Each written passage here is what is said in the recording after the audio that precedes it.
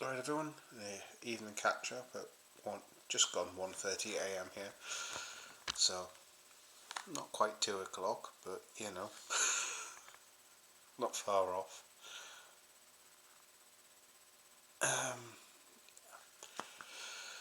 So what have we gone through today? Let's have a look and see. Just bear with me one moment. We did the Frimpong rumours. Curious to know your thoughts on that.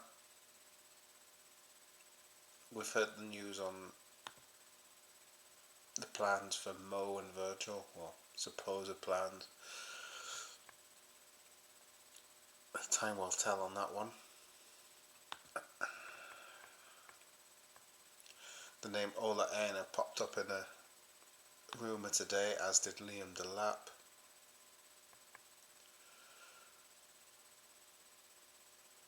I did one on a new left back.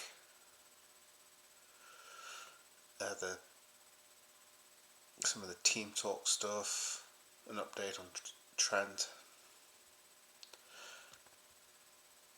and a shout out for some coffees via PayPal this morning.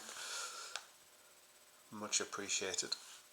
Support is amazing. Thank you so much. I'd be lost without people jumping in and helping. Yeah, you can see a back door there, how dark it is outside at this time of night, morning. One thing I note,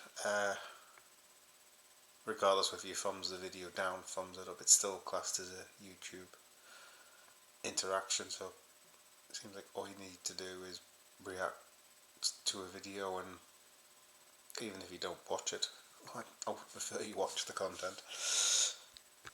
It'd be a bit pointless, otherwise I could just sit here and stare blank and say nothing for half an hour, which I'd rather not do. So how's everybody's day gone? You all had a good day? You been up to much? Much planned for tomorrow? My day today, I was up.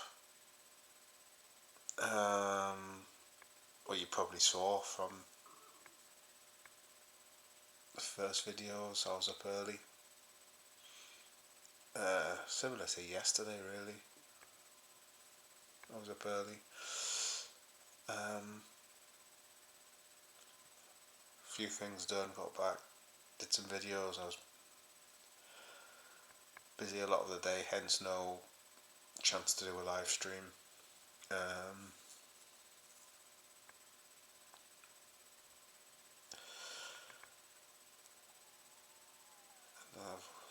trying to think what I've done for the rest of the day. I've been pretty much in and out, really.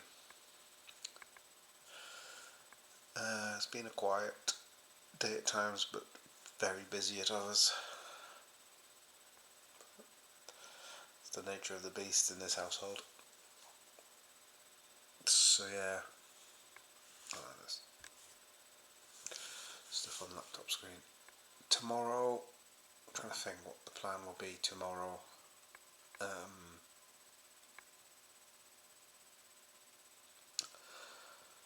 Early start.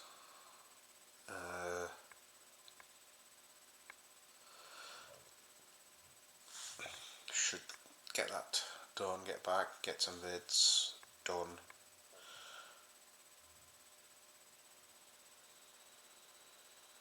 Live streams, I'm trying to think. Well, we'll see how the morning goes.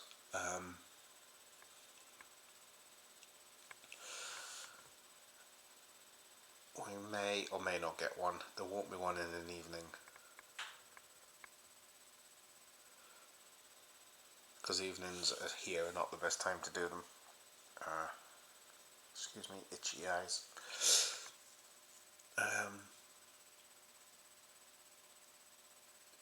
News-wise, we will see what the day brings, really.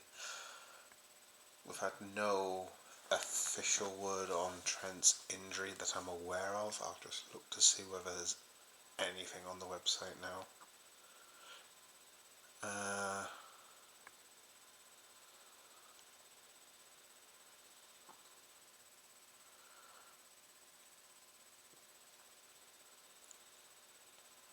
last one I see for any article of any kind.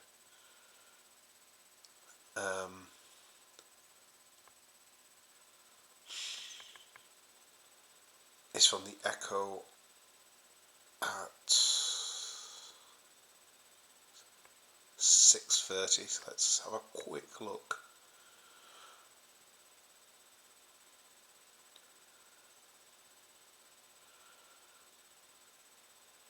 Injury initially thought to be knee, confirmed to be ankle. I always thought it was ankle. Return date to be determined. Conor Bradley. Possible return date reported as April the 2nd versus Everton. So that's good for the league if Conor Bradley could be back.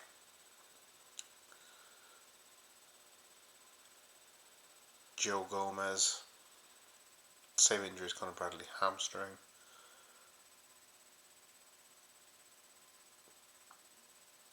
And he was said to be out for 3 months.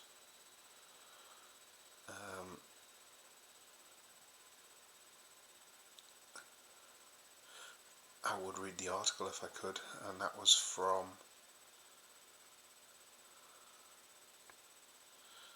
it doesn't say, but he was expected to be 10th of May, which was the Arsenal game, possibly longer now, so it looks like his season could be over.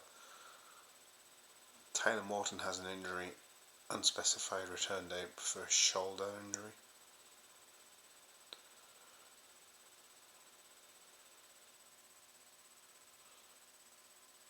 So yeah, looks like the only one with an estimated return is Conor Bradley, which is good for the league campaign. If we can get some games out of Conor, starting with the derby, him back would soften the blow for losing Trent, I suppose.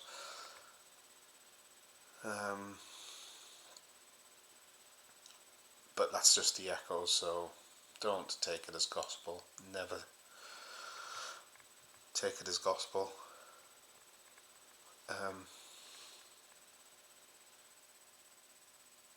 Go off the official lines of communication, really.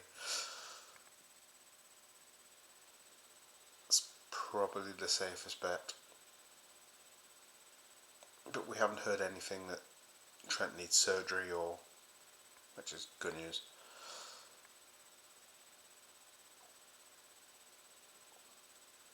So it's Friday tomorrow, so it'll be 2 days from the final. Same day Arsenal play Chelsea in the league, which could be a very, very important game, because if Chelsea win that, we know the table doesn't change, and that's Arsenal's technically game in hand.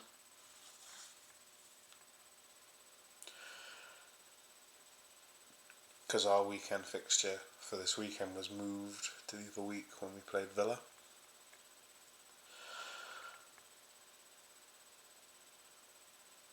So as it stands on the league table,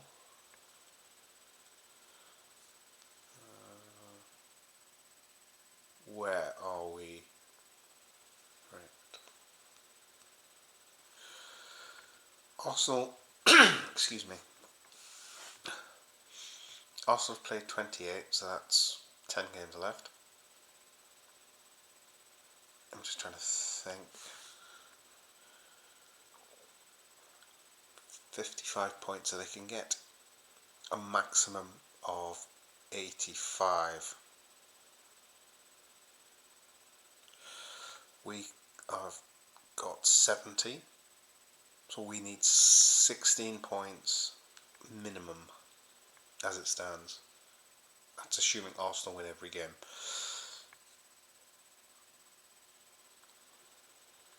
Which would be, what did I say, 16, so that's 5 wins and a draw.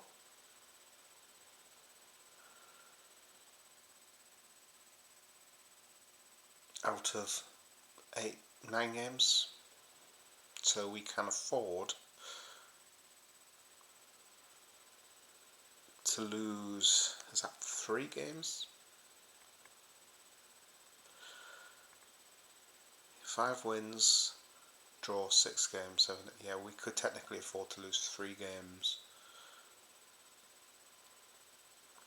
Of course, we do have a game against Arsenal as well at Anfield, as we know, on the 10th of May. The goal difference is significant as well. Arsenal's is plus 28, ours is plus 42. So, as it stands, it might not even need the 16 points. It might be 15, might be enough. That's assuming Arsenal win every game. Chelsea next up. If you look in the post section, they should still be there.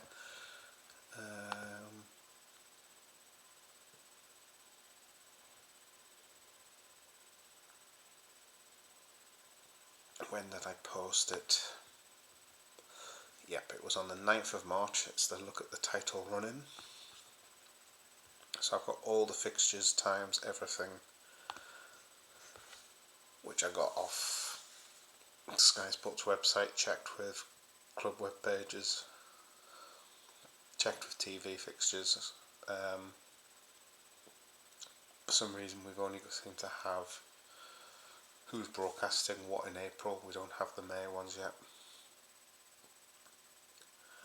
I don't know when they'll be made available. Usually the last game's televised. I'm assuming the Arsenal Liverpool game will be televised. So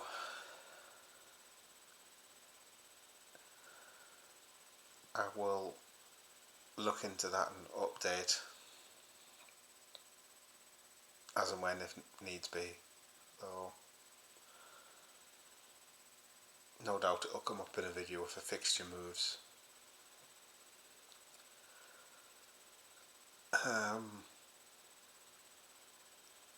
So that's the weekend coming up, and then we've got the international break.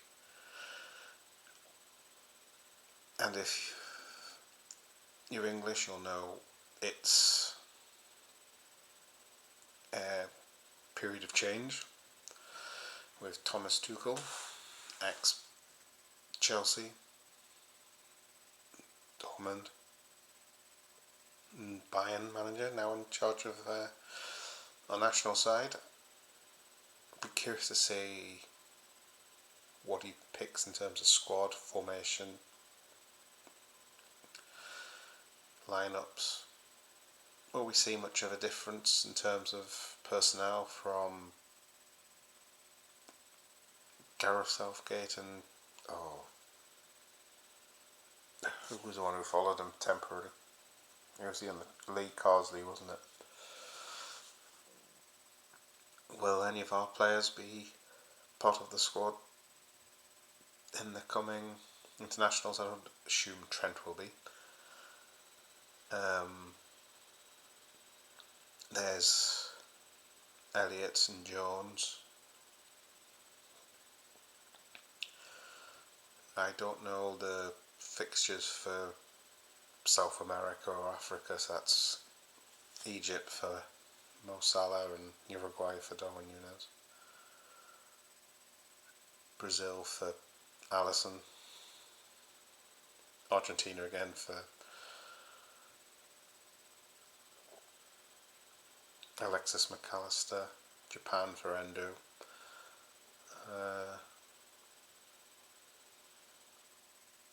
Conor Bradley's not selected, as we've discussed already in a video. We've got the Dutch trio, haven't we, in Van Dijk, Van Berk and Gakpo. We've got Portugal for Jota. Greece for Tsimikas, Scotland for Robbo. France for Canate.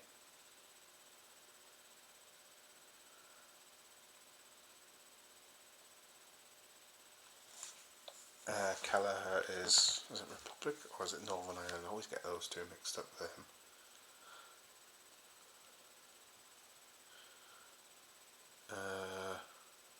Republic of Ireland.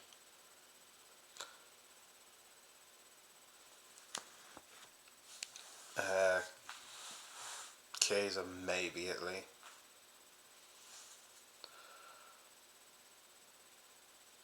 Though his season's been a very, very mixed bag, hasn't it? We've got Hungary for Dominic Szoboszlai. Do you care much for the international break? Are you bothered?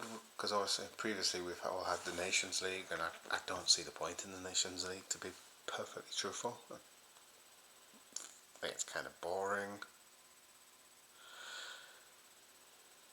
It's like an attempt to get rid of friendlies but shoehorning in another competition, which I don't think we really need. But these are the World Cup qualifiers. Who was in our group again? I'm trying to remember. Let's have a look.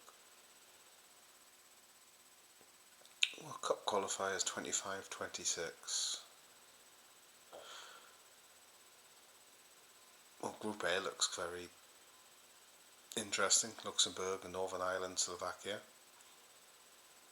Group B, Kosovo, Slovenia, Sweden, Switzerland. Don't think we have any players involved there. A potential new striker could be involved in that group, but I doubt it. Tsimikas and Robbo go head to head in Group C, which is Belarus, Greece and Scotland.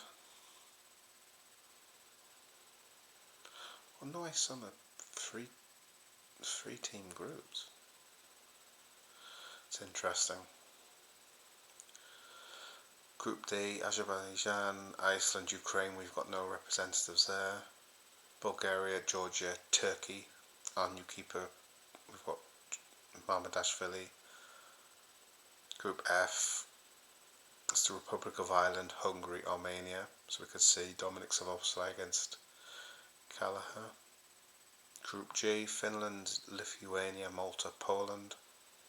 That wouldn't affect any of our players. Austria, Bosnia and Herzegovina, Cyprus, Romania, San Marino. No players of ours there. In the main squad that I think of. Estonia, Israel, Moldova, Norway. No, we haven't got anybody there. Belgium, Kazakhstan, Liechtenstein, North Macedonia and Wales. We've got nobody there. Albania, Andorra, England, Latvia and Serbia. Possibly Elliot and Jones. Czech Republic, Faroe Islands,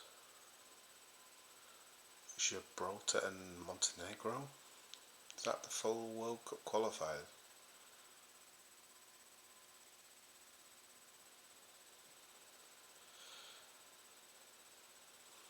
Yep. And the matches for us,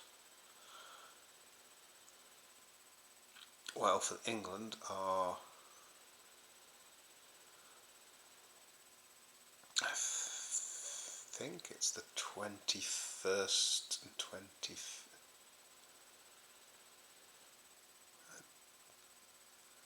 It doesn't say here.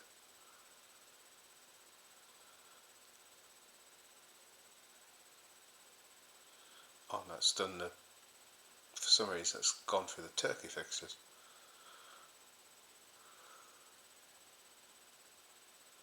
Just bear with me, I'm just looking.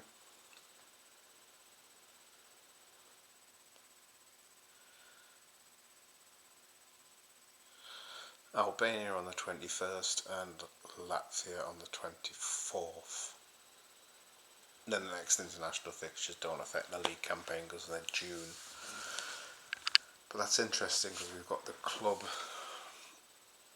World Cup in the middle of that. So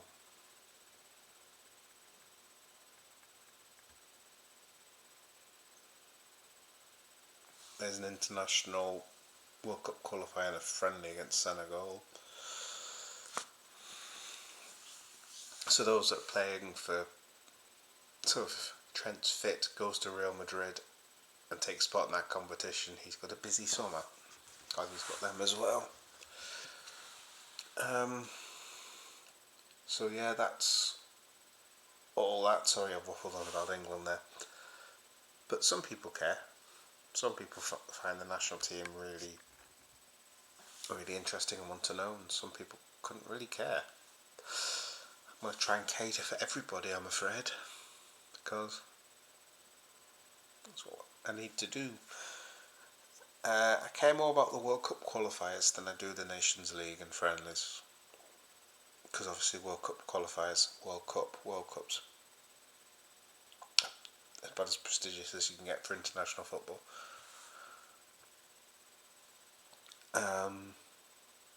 Yeah.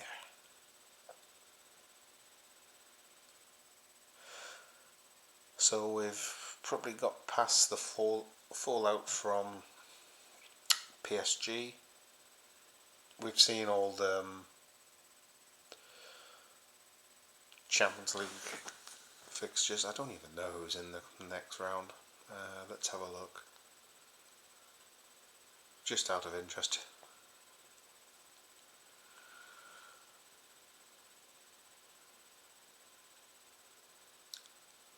Because it'd be interesting to see when Arsenal play in the Champions League compared to the league as well. So, Bayern, Inter, and then Arsenal, Real Madrid, Barcelona, Dortmund, PSG and Aston Villa, and the second legs, the return of Arsenal's the 16th, so that's the 8th and the 16th. Let's have a look at those title run-in fixtures again. So the 8th and the 16th. Just bear with me while I find... When did I say I put it 9th of March? A look at the title run-in. There we are. Let's have a look. So this was 9th and 16th of April.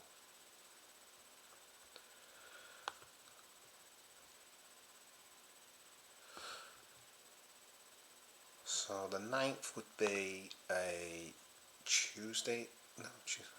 8th and 9th, so it would be a Wednesday. Did I say that? 9th? No. 8th. 8th and 16th. The other matches were the 9th.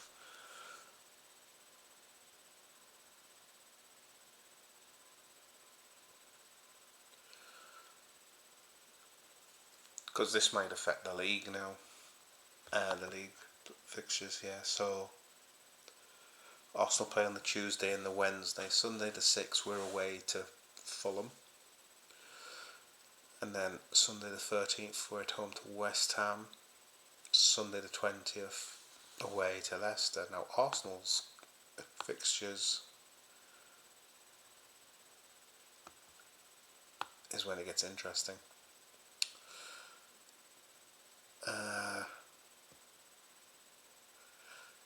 They play Everton on the Saturday, the 5th, 12:30 kick-off.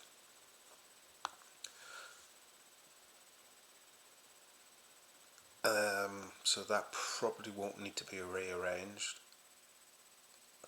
Brentford at home on the 12th, away to Ipswich on the 20th. So their fixtures: Arsenal, Saturday 5th, Everton at Goodison Park. Tuesday the 8th, they've got Real Madrid at home. Saturday the 12th, Arsenal at home. Wednesday the 16th, would that be? Away to Real Madrid, and then Sunday the 20th, away to Ipswich. So their April now goes from 4 games to 6.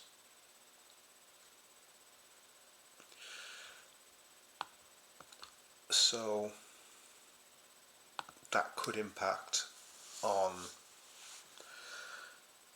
squad selection, performance levels, because at the end of the season you can see players' performances drop off.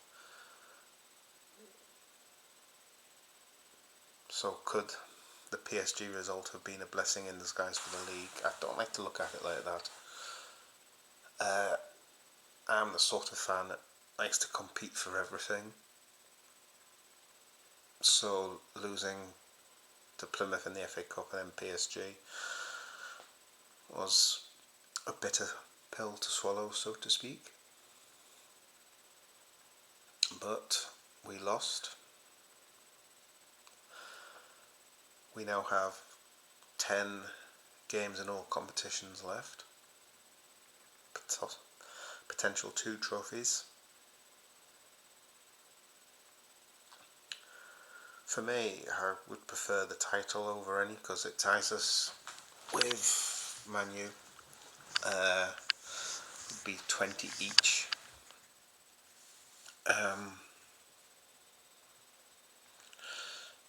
And it would be nice to actually get down and celebrate this one. Because those of you who know me, I don't live near Liverpool. I'm not from the city. Also, I suppose the accent gives it away and all. Yeah, I would like to get down. It's not as easy for me. So I'd like to go down for a trophy in a parade.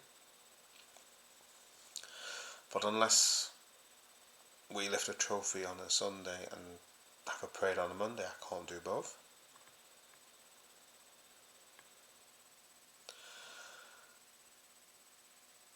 Because it impacts on stuff at home.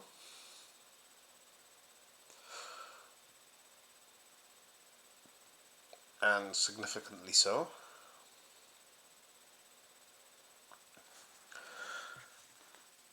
But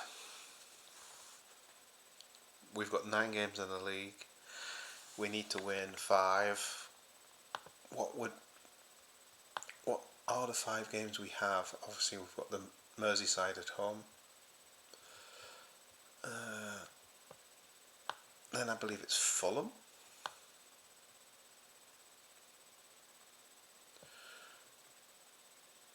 It is Fulham.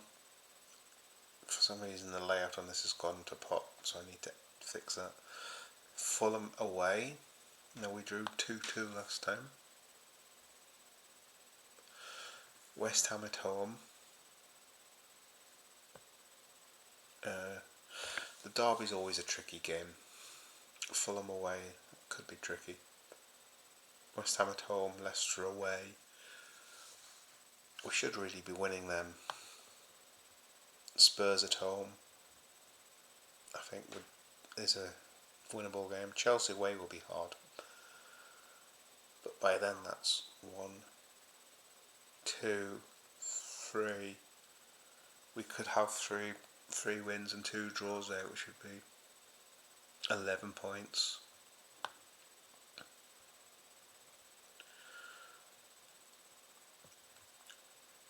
Arsenal could easily drop points at against Chelsea.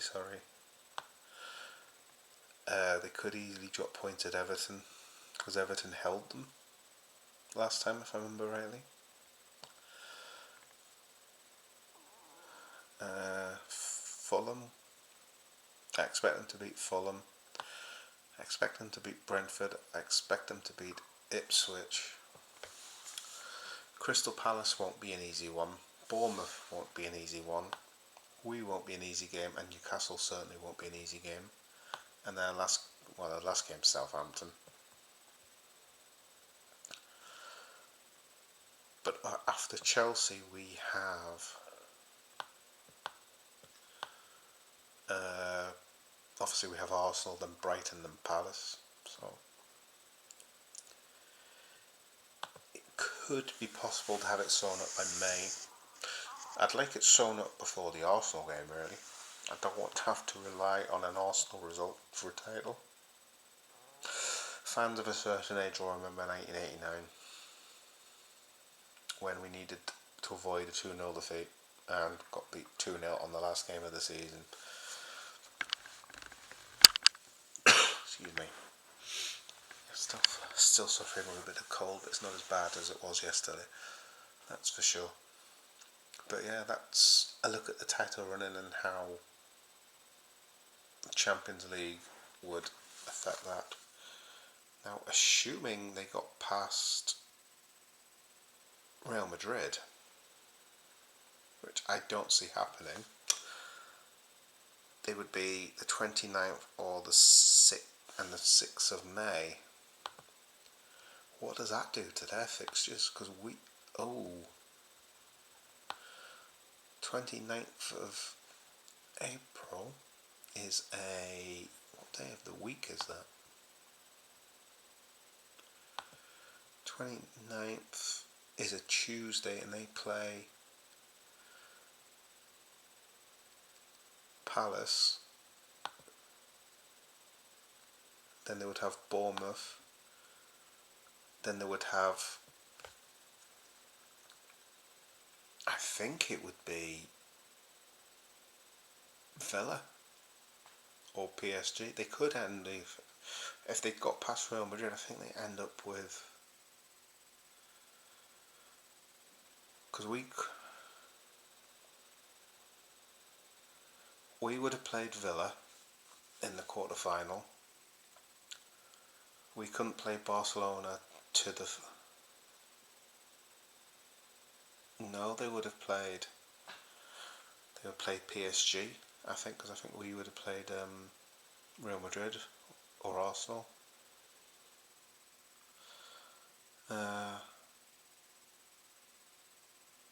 So they could end up with PSG if they get past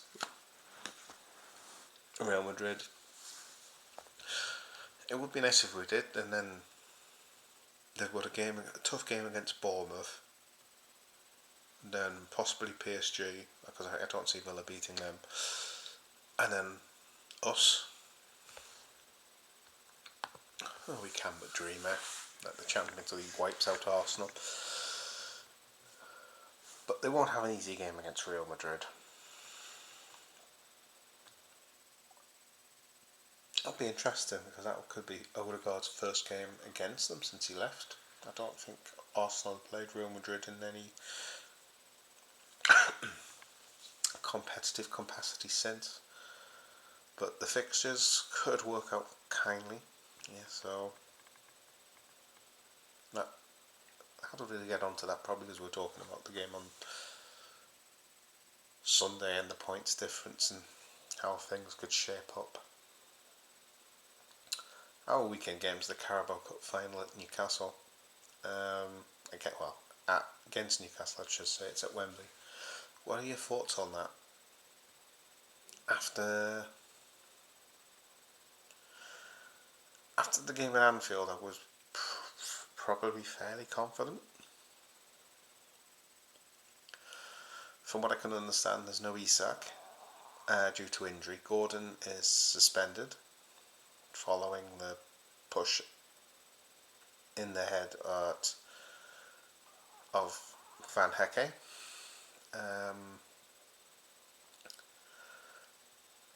Also, apparently Lewis Hall is injured, and Botman. I don't know how true that is. I'd have to have a look into that one. But they haven't won a trophy in... What was their last trophy? Because obviously it's been some time for them.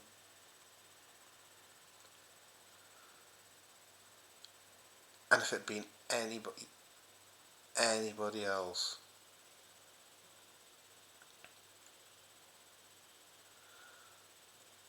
I don't want it. So let's have a look. Newcastle's new stadium.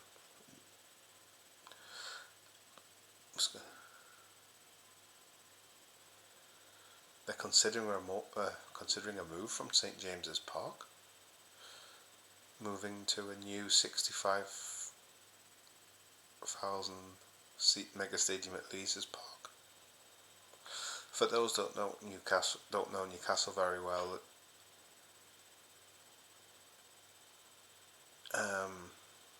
it's not very far away.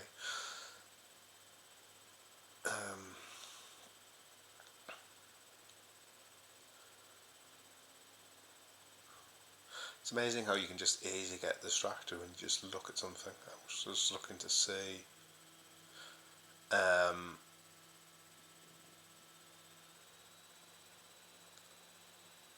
where their trophy history, and I ended up looking at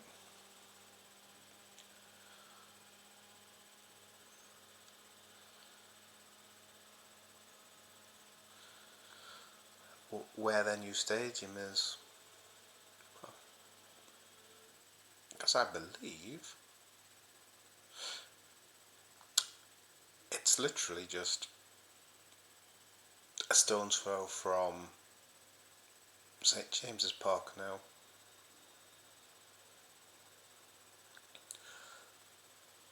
It's like minutes, but their history, success history, because this will affect a final, because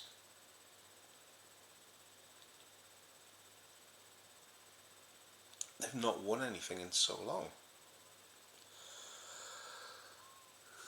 Excuse me. Let's have a look. Honours. They haven't won a title, so First Division Premier League since 26-27, and that's nearly 100 years there. Obviously they've won the Second Division, Championship, FA Cup. They last won the FA Cup in 1955, so that's where the 70 years has come from. Charity Shield in 1909, Intercity Fairs Cup 69. Now the Intercity Fairs Cup is the predecessor to the UEFA Cup and now the Europa League. So they've won what is now the Europa League in 1969, and that was the last time they won anything major, but domestically nothing since 1950. Was it? I said 1955. So I know the city of Newcastle well. I know the people. I know their thoughts on the success. I used to live near the city.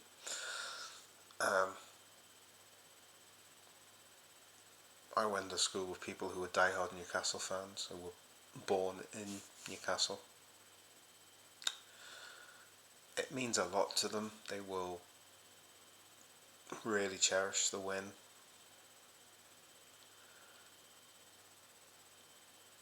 And they will probably take more from it than our fans will in a way, because we won it recently. I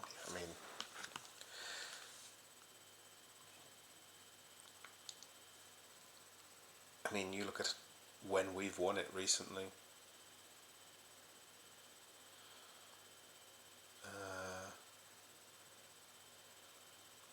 They've not won a domestic trophy in 70 years.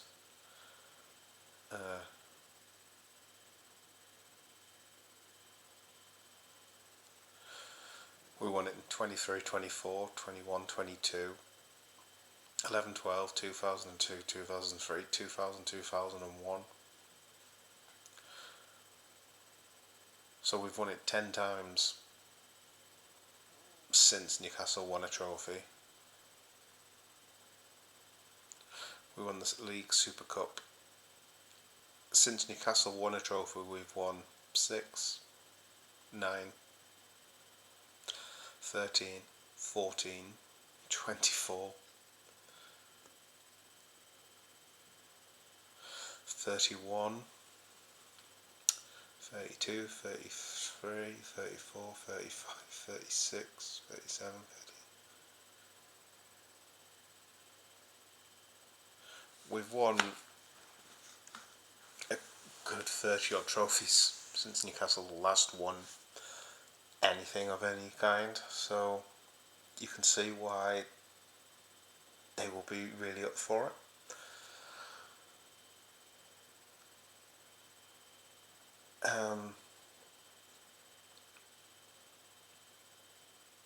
one thing we mustn't do, and if you've watched like Martin at Red Royal LFC who did a preview video on the final, we can't take the match for granted. We can't underestimate them. Yes, they're potentially missing Isak and missing Gordon, missing Botman and Hall, but they've still got some dangerous players. They've still got some very good players in that squad.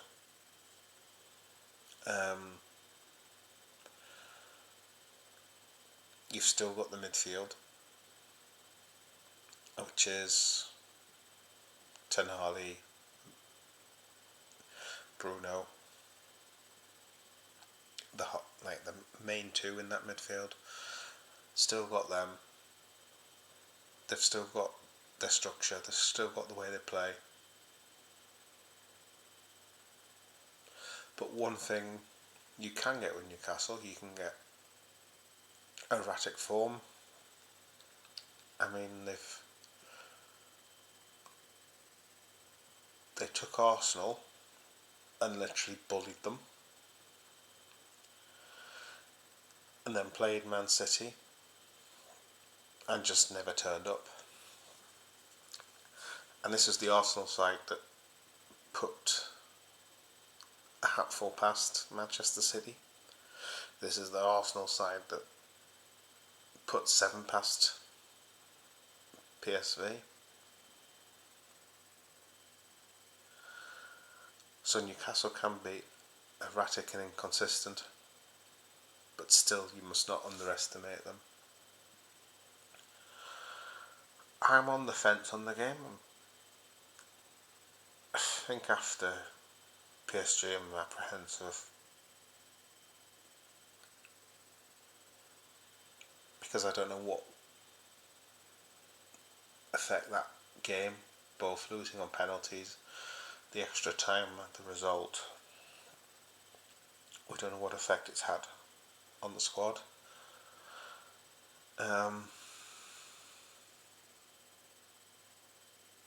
So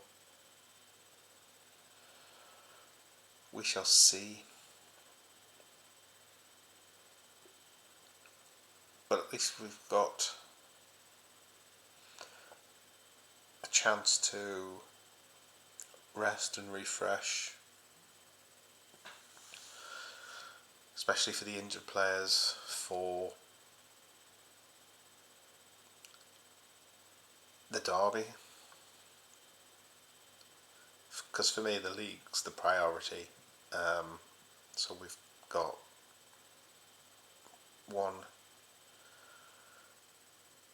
another 2 weeks after the weekend, and we could get, say, 1 player back. It's important.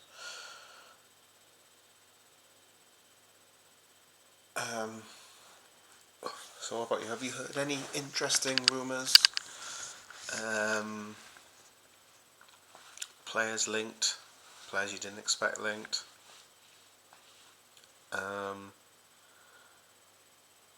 Any players you think we should consider? So, for example, should we go for Choqueras, Victor Choqueras at Sporting? Do you think he should be our priority to replace Darwin? Should we just go all in for Isak? Should we go for Benjamin Sesko? Should we try and persuade Brighton to give us João Pedro? Should we try and sign Cunha? So things like that. Who do you think we should go for? Because I know I did the video of the squad and how it's shaping up, and I think my thoughts have changed since I did that video.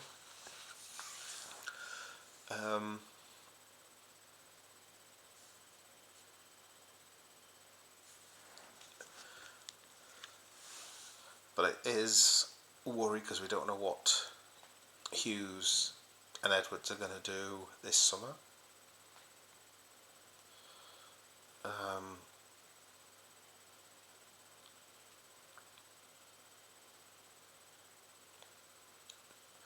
So I'm just looking to see if I can get any tickets for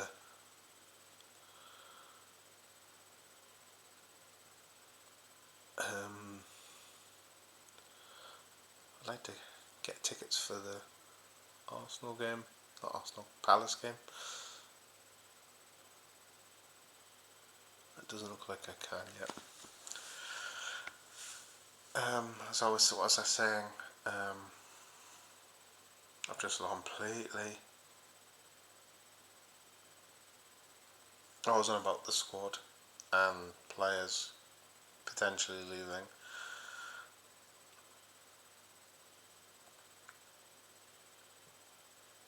Regardless of what happens in the next 2 months, how would you rate Slot's debut season?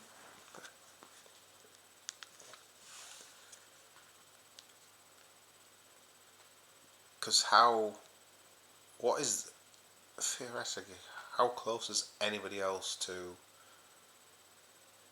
us in general? I mean, it's just crazy how far ahead we are of a lot of the teams. But yeah, would you give Slot, what would you rate his debut season out of 10? Obviously a 10 would be winning everything, I suppose, and a 1 would be languishing and outside any European places. But how would you rate his season?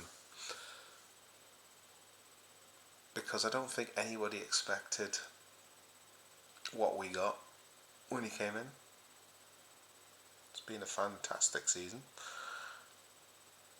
Though I do wish we didn't have to wait till the second half to turn up like Southampton, and even when you look at the first game, Ipswich, they were very good in the first half and then we just turned the gear, up a gear in the second.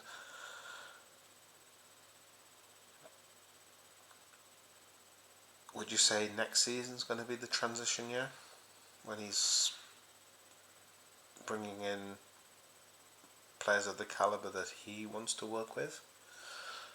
And it's not really Slot's squad anymore. Klopp. Okay, again, it is 2:20 here, so I think I'm going to be forgiven for getting squad and Klopp's. It's no longer Klopp's squad, but in a way kind of is, because the nucleus, the spine will possibly maybe still be there.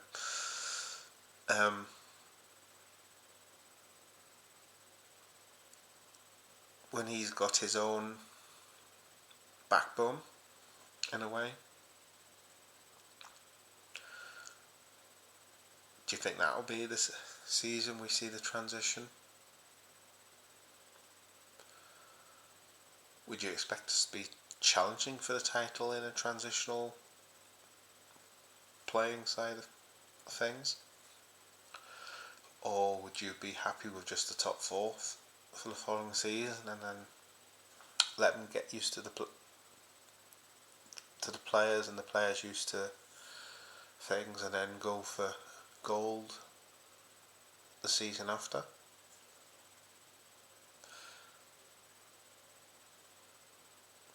Curious to know what you think on all that.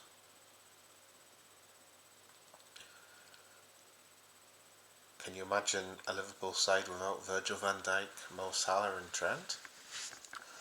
For some of the younger fans, say those that might be, I'll say the kids, they've only ever known Mo Salah, Van Dijk and Trent at the club. Some fans only knew Jurgen Klopp.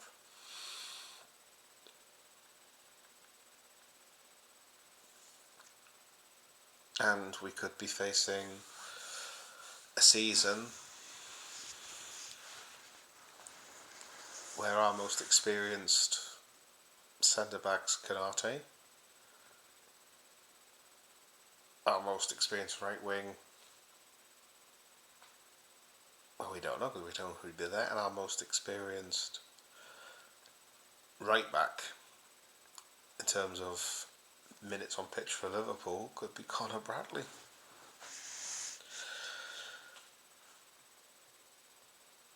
So yeah, what do you think of potential changes? For those of you that can, have you been keeping up to speed with Valencia and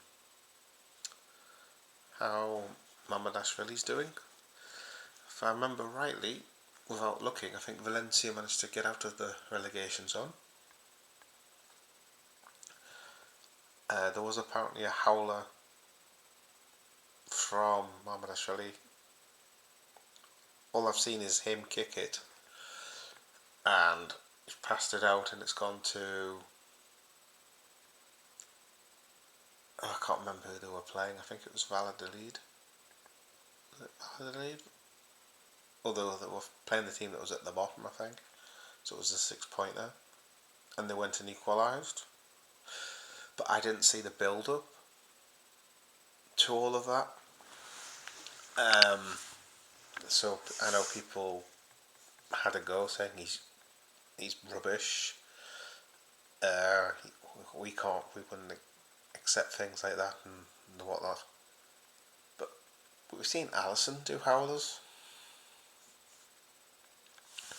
We've seen Kelleher drop clangers. I mean, some people blame him for not beating Newcastle at St James's Park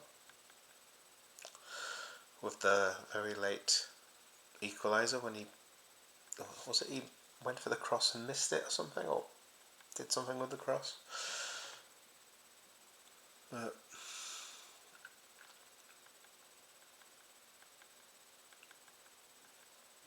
So yeah. So if you have been keeping up to date with the matches, I've only seen like highlights. But if you have actually been watching any of the games, I'd love to let me know what you thought of them. I've only seen games from last season. I think one game that was made free to air here, similar to Barcelona and Seville, and obviously for his country at the Euros. It's evident he's a very good shot stopper, but it's what is he like at his other attributes in the Premier League? I suppose when he gets playing is when we'll find out. You never find out unless you try.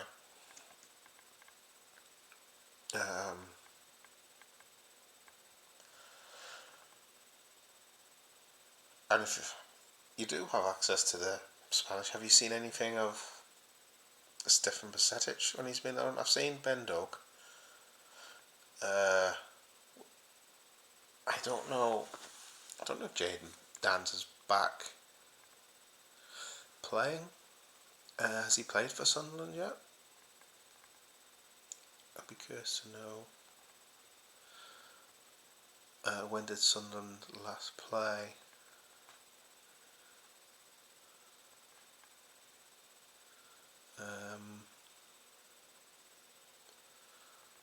Did they play Monday? When did they play?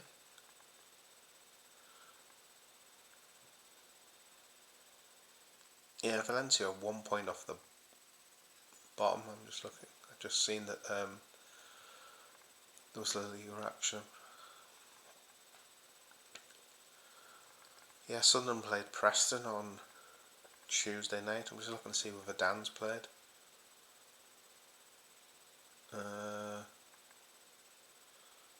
No, because I don't know if he's even fit. One of the midfielders I mentioned in a previous video came on as a sub. Chris Rigg, Joe Bellingham, we know about.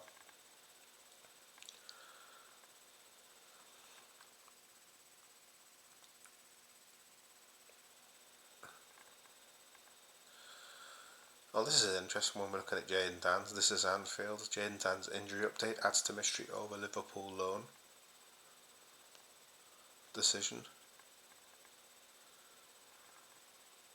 He's unlikely to play much of a role for Sunderland before the end of the season, where he's still injured.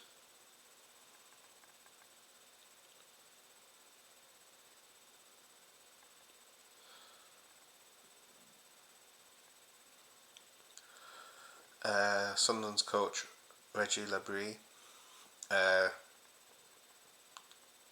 told reporters, including Sunderland Echo, with Jayden, there's no update at the moment. But apparently there's no return is imminent. So that was a bit of an interesting one, him going on loan with an injury, and he might not even play.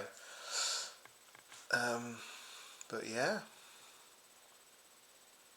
So I can't say I've looked at Sunderland games and seen Jayden Danns play because he's been injured. I've seen Doak play. One player we still have out on loan, Nat Phillips. I actually haven't had a chance to see Derby play, so I don't know how he's doing. If you've seen him play for Derby, I'd love to hear your thoughts on his performances. I'm trying to think who else has gone on loan. Unless, I think it's Les Palmas. I've been on TV since Besettis went. We won't have seen much of him. But if there is any fans over in Spain or Austria that have seen him on loan, please put in the comments what you thought of his performances, because I really would love to hear how he's been on loan.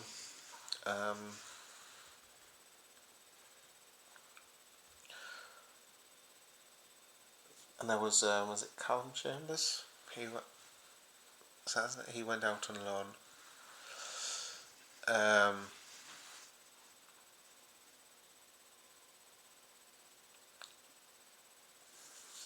But I don't think he's ever going to be first team material. But yeah.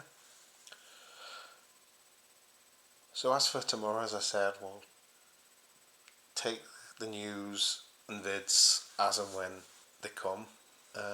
It's going to be hard to plan. We don't know what news is going to break. It doesn't look like there's anything breaking. The one thing I did want to look at, and I will do that now before I sign off, is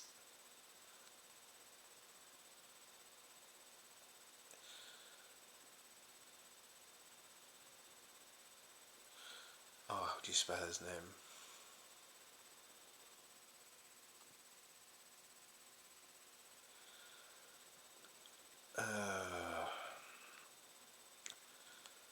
It's there it is, IndyCar News. Because I just want to refresh your minds on something he said.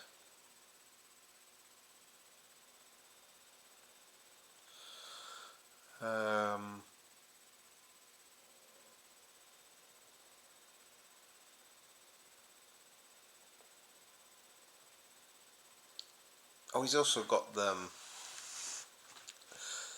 thing which could be what Virgil van Dijk said in the thing, because apparently sporting director Luis Campos said red card or penalty in a half-time outburst, and Virgil van Dijk's reply was, "It's not League One, bro." And apparently he might have apologised for that.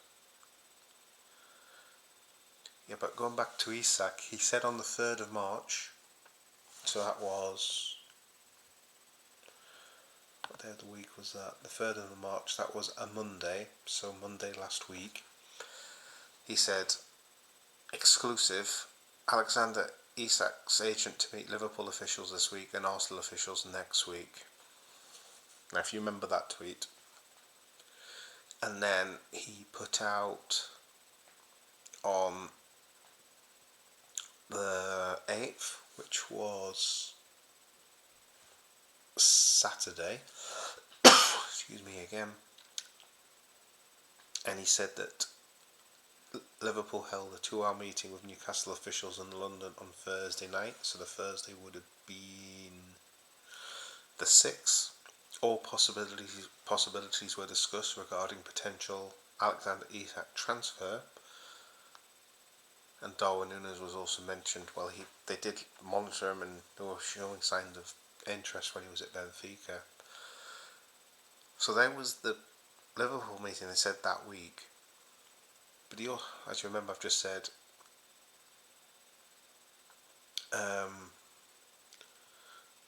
Arsenal officials next week. We've not seen anything on that yet. So that would be interesting to see where that leads.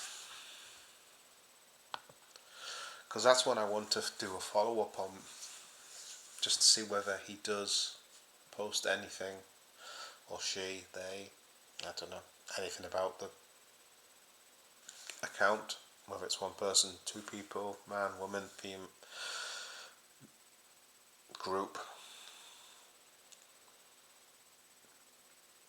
whether there was actually ever any talks of Arsenal over Isak. But yeah, again, I don't even know what brought that subject up. Yeah, that's a bugbear when people aren't clear with sources or don't follow up, or they go sources say, sources said, exclusively sources tell, such and such. I really hate that. And you probably noticed in videos where I've pulled an article about down for that, but yeah, it is 2:35. Video. This is over an hour long. So, if anything, I know we gave a payment for coffees, because apparently I don't get enough sleep. But Carl, you've got a nice hour-long video to get you through work tomorrow. But thank you for your support today, mate. It's been really, really helpful. Alright. The coffee fund was most appreciated. I will tell you that. But yeah, take care all. Catch base with you all tomorrow. I'm going to go and get some sleep, because I'm absolutely knackered. And I bet there's some of you thinking, well, why are you recording a video till 2:30 in the morning? And you know what? I can't answer you. I just needed to do the roundup. But I would have done it early, but I ended up jumping on the Xbox with a friend playing some Call of Duty. And they live on the west coast, Portland area. So the time difference is, I think, 8 hours for us. Not quite as bad as Duncan's. It's a bit worse than Duncan's Mover 6. But yeah. The only time I can get to game with them is late in an evening, early morning. But yeah. But take care all. Have a good one, guys.